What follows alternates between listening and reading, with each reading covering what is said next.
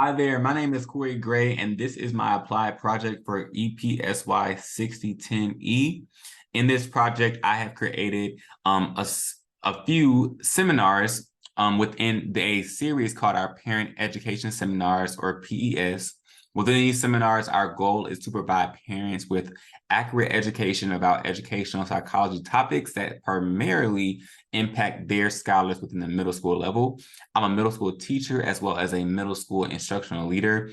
So a lot of my work is dealing with this age group, and I wanted to make this project relevant to my work so I actually can do this work. So what I'm going to do in this setting is I'm going to actually go through this slideshow, which is something that I would present to my principal in hopes to get this project approved.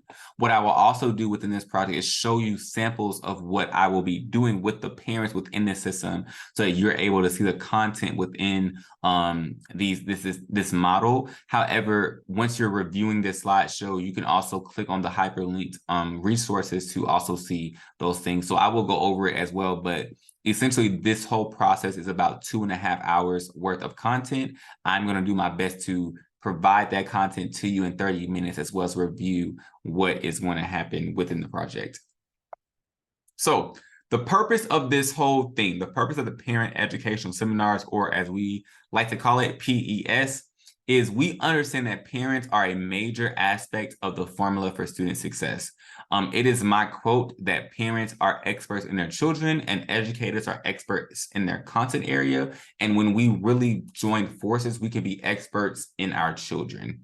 So this idea came from that understanding that parents are a part of the success, as well as educators, as well as stakeholders and children. And in order for us to reach this level of success, we must partner with our parents and with the guardians of our children to ensure that what we are doing at school is translating at home.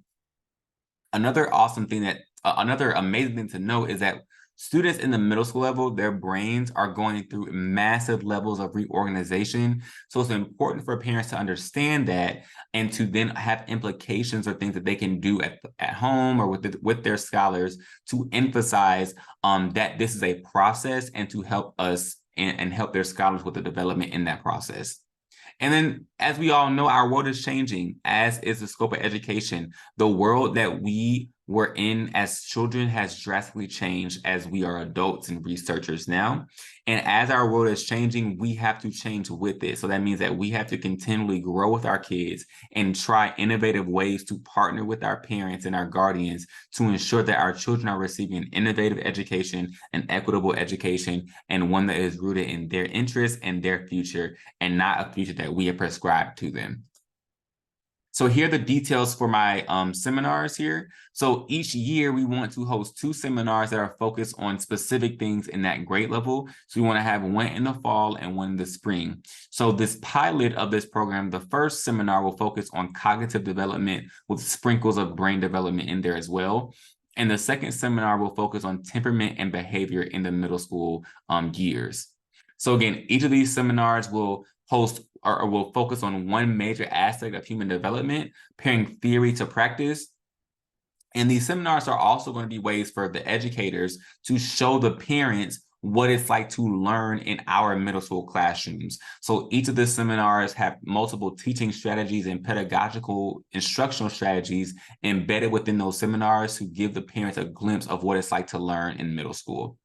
And then at the end of our sessions, we will not only send our parents a slideshow that we used in that session, but also we have prepared, when I say we, I mean I have prepared reports for our parents to have that list of strategies and some quick insight and key takeaways from that seminar that the parents would receive as a summary of that session. So again, it's all about information and accurate depiction of knowledge.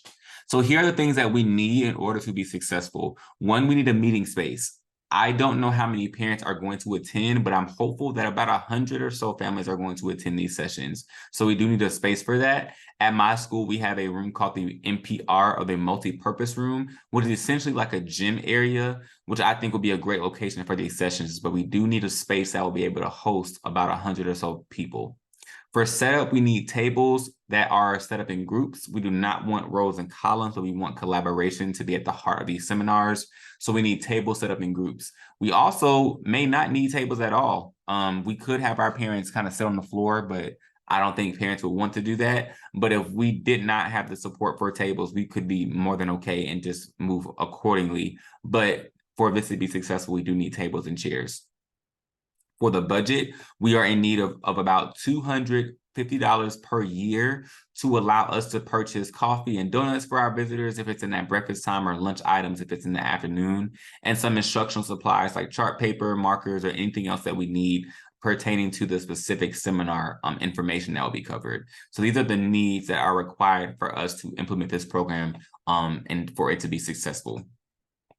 And now let's actually get into the material. So like I said, each seminar is going to be about 45 minutes to about an hour. The seminar slides are going to be what we use in the seminar to teach the information. And then these handouts are going to be the information that is provided to the parents at the end of the seminar. So I'm going to, and again, if you would like to review both of them, you surely can. I'm going to review just one of them for time's sake.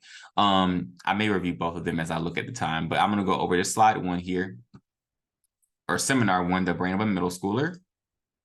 And let me ensure that you all can see my screen. Okay, I believe it's showing our new slideshow here. Let me check just to make sure it is. All right, so here is our first seminar. This is a seminar called The Brain of a Middle Schooler. So I'm going to go through this pretty briefly as if I'm teaching this with parents. It will be a live seminar, so we do want our families to be live with us in person because a lot of this does require some interaction. So as we get started, the first thing that we're going to first do is open up with our agenda, letting parents know what we're going to be covering. So here, every session we do will have an opening activity, which again goes with like that bell ringer aspect of what it looks like in middle school to come into a classroom and instantly start working. I then will go over an overview of some information, talk about some information regarding the topic, and then give our parents the aha moments. AHA stands for at-home activities. So we have AHA moments for parents to actually take home with them as they try to implement these this new information, and again, pair theory with practice. So with our first activity, it's called Quick Draw. I will show parents an image, and then I will take the image away. Once the image has been removed, parents are then asked to draw that image, and then I will show it to them again to see if they're correct. So here's an example of that. Here's the first image, about 3 to 5 seconds. I take it away, and then parents draw it. So the parents will take their time, they will draw this image, and then I will show them the image. And then the way that we teach this is we talk about the different shapes, what they noticed, what they didn't notice, and different things like that. There are about 3 of them in this slideshow. And then I go over the rationale with parents, telling them why we even are doing this. And the reason is because imagine doing this as an adult and it's easy for us, but then think about doing this as a first grader. And many people might think that it might be so difficult for first graders to do this, but they'll be surprised that many of our scholars within our school building are doing this and doing it well. And that is because we are committed to the overall development of their cognitive abilities. So when we focus on the development of our children's thinking process and how they learn, we then will see explosive growth, and we'll be able to see them do things that are beyond our fathomable imagination. So in order for that to work, we have to partner. So this whole session is truly about students, teachers, and families partnering together for their development, for our scholars' cognitive development. So we then will go over the brain. I will show them this image of the average teenager brain. I'm sure we'll get some laughs in there, and I will ask them what they notice, what they think about this image.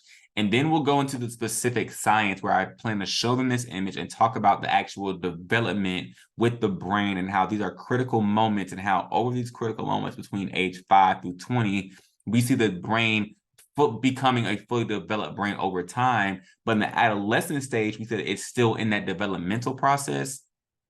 And what's interesting is that at the adolescent stage as well, the brain looks more similar to younger ages than it does for older ages. And that's important for us to know as we think about, and then I'll give the parents time to actually reflect on this, so we'll talk about it, but let me just continue saying it. As we think about that and how the brain is developing at different paces depending on the child and their factors that really go into brain development, that is going to be a direct reflection on what we notice within our middle school students. They look older, they are big kids, but their brains are not as big as their exterior shows. So we have to keep that in mind. So then I will let parents journal about that. Following the journal activity, we'll have a table share within their table, their groups. We'll talk about those things. They'll have time to actually share and collaborate. And then following this, we'll go into some key takeaways where I will just essentially recap their thoughts, allow them to share out loud, and see which of those thoughts pair with these findings here. And then we'll go into cognitive development, where I intend to talk about or really show this video on what the definition of this cognitive development is.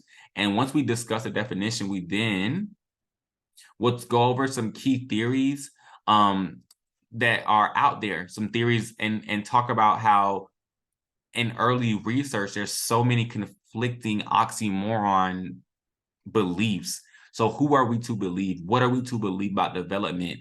And essentially what we are to believe is what we see within our kids. So we'll talk about those theories, what resonates with them. We'll also, again, do some sharing out loud. And then we'll talk about how these theories help explain teaching and learning. But there's so much more out there that has derived from these theories. And when we think about cognitive development, the brain development, we really are looking at the processes in which kids are learning and have logic and reasoning. And those include memory, attention, comprehension, executive functioning, reason and logic, visualization, working memory, long-term memory, short-term memory. There's so many factors within our brain that are helping us process and learn information. And we at this level in the middle school level and the parents, we can partner to do certain activities and incorporate certain things to help our scholars improve in these skills, because the brain is a muscle. Because the brain is a muscle, that means that it can grow, it can get bigger, but it also can get smaller. So if we're not intentional about the things that we're doing with our kids, we're not helping them in the long run, we're really harming them. So here's an activity that I plan to do. I will present a few words to the parents and ask them to try to remember every word in order without writing the words down. So the words will just pop up here.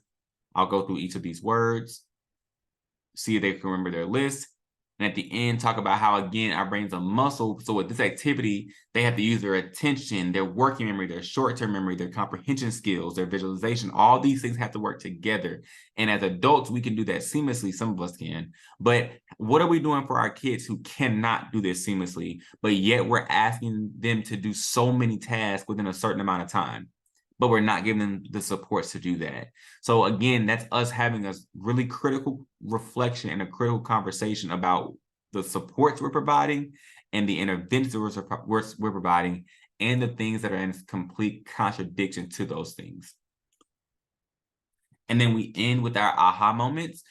We give our parents some fun things to do at home that they can again, do at home to partner with us. So we talk about in this setting, some games. We also provide a reading for the parents to read and a podcast for them to listen to, because again, we understand that we want to meet our parents where they are, and we want to give them multiple methods to really partner with us. So that's bigger than them doing something just at home. That could be them reading something at work. It could be them listening to a podcast on their way to work. It's really just up to them. But again, it's all about us partnering with our parents. So following that, we thank them for their time, and then we provide them with the references from this session, along with the one-pager of information that I'm going to now share. I'm going to try to share. I'm going to share now. Okay, and then here is an informational reference sheet for our parents. So this informational reference sheet allows parents to just kind of see the session again in a condensed version. So we have some images, we have the key points that we shared, as well as the aha moments down at the bottom. So for every seminar, we do hope that we do intend to send this out to parents, thanking them for their time and giving them something to have as a quick reference.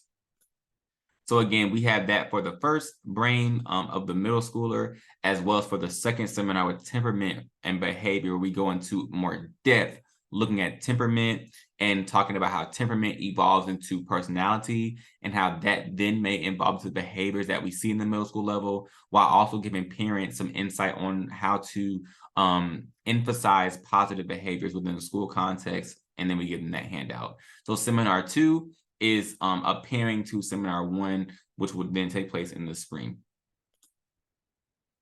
So as I conclude this talk with my principal, or this proposal to show that we want to do this, here are some key takeaways in conclusion. We have two major goals. Our biggest goal is accurate parent education. We want to address any misconceptions or incorrect assumptions about how students develop and how that relates to teaching and learning. We know, again, that the way that we learn in school, or the way that we learned in school, is different from how kids are learning. I often say that the way that I was taught to do math is completely different than how I was taught to teach math, and that's how it should be. So we want to make sure that our parents are accurately educated on what's happening with the brain and with their students' development. We then are all about partnering with our families. So we believe that in doing sessions like this, we're showcasing the importance of partnering with them, and we believe that that is the foundation of student achievement. So in order for us to be experts of our children within our buildings, we have to partner with our parents. And some recommendations for the future as we kind of evolve this program and make it essentially better moving forward is, one, to include student voice. So include students actually in the seminars talking about the things that we're talking about. And I also think that we can explore other topics over the course of the students' 3 years. So if parents come in, every year they're exposed to 2 different seminars. So by the time they leave middle school, they have seen 6 seminars, giving them 6 different lessons and informational tools about their students' development, which we hope will serve them well when their kids go into high school and upper school. So again, 2 per year that are all different based on where they are in their development. And then the last consideration is that we can differentiate our seminars based on grade level. Rather than doing the temperament and behavior of a middle schooler, we do the temperament and behavior of a 6th grader, of a 7th grader, of an 8th grader, and really partner with the specific families in those grade levels and get into specific needs and interventions for those specific grades as well. So here are my references. I was able to use 5 references from the course, as well as some outside sources to create the slides and the resources that we plan to provide to our parents. But again, this is our parent education seminar program. I'm excited about it because I do plan to introduce this to my principal and see if this is something that can be a reality. But I do think this is going to be an amazing program to really partner with families and teach them essentially what happens in the brain outside of just academics and worksheets. So I look forward to receiving your feedback, and I look forward to hopefully piloting this program at my school. Thanks so much.